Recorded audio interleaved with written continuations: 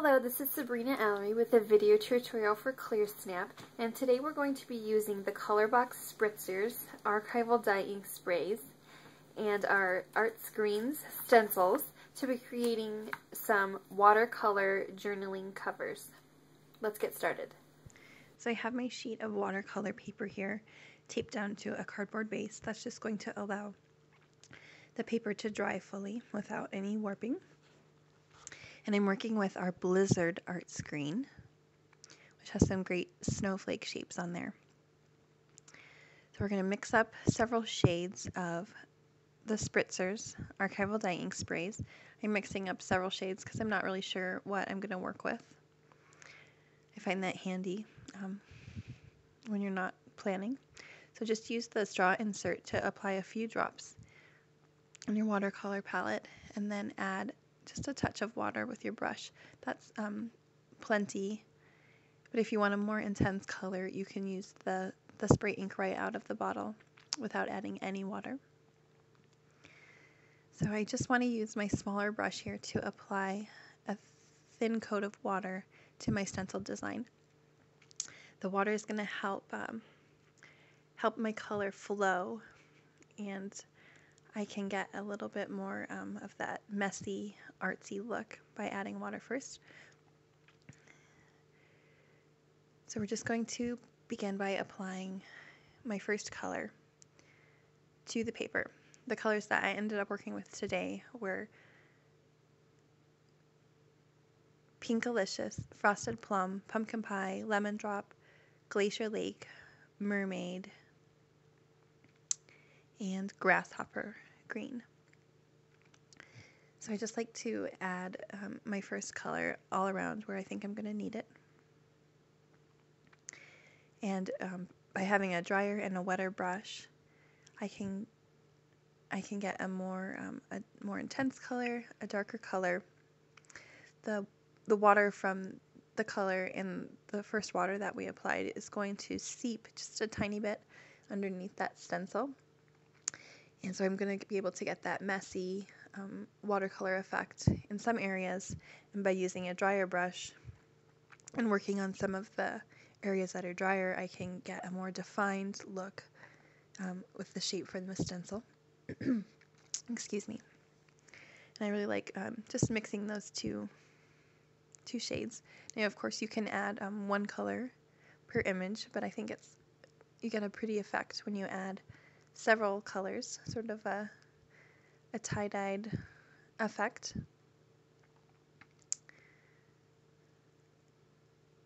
I'll go in here and add some yellow accents. I guess this is going to end up as a non-traditional holiday color palette, and that's perfectly all right. So since we're going to be making a journaling cover with this paper, I think it's important that we're using the archival dye ink sprays. Excuse me. It's important that we're using the archival dye ink sprays because once they're dry, even though we're using them to watercolor, once the colors are dry, they're set, they're permanent. If you drop any more water onto the paper, it's not going to budge that color. It's going to stay in place. And something like a journaling cover that's going to be getting a bunch of use, it's likely going to end up in my bag. I don't have to worry about ruining the page or that color going anywhere.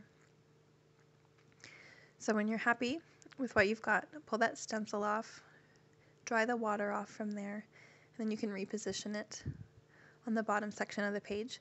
I've got a few areas here that just have a touch too much water, and I'm going to use a paper towel to peel that water off, and that's going to help dilute the color as well. It's going to soften it up. Then we'll begin the process all over on the bottom.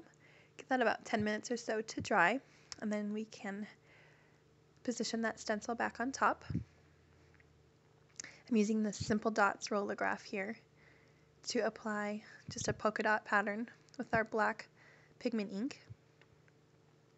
I'm using the rollograph with my hands so I can really press the stamped image down in between the crevices of the stencil.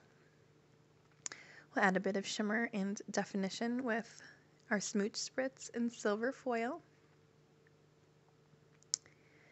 And then we'll start all over again on the bottom. Allow that to dry.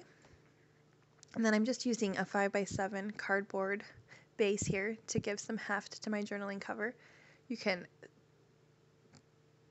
set it down, and then you want to score around the edges, trim it down so you have about a 1/2 inch on each side, and you can cut those corners out.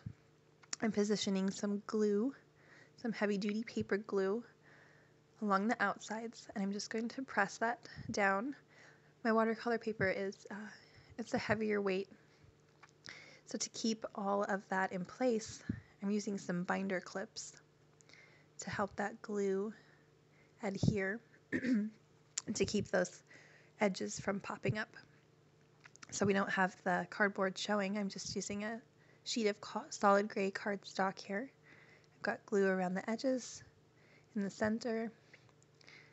Add plenty of glue, but don't add too much around the edges so it doesn't seep out where you don't want it.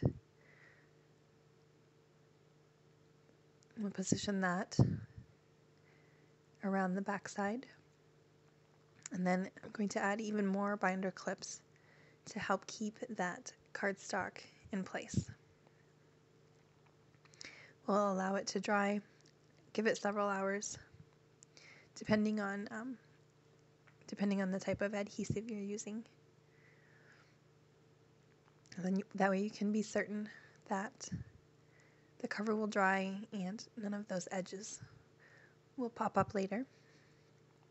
And when you're finished, you can add embellishments in any way you like.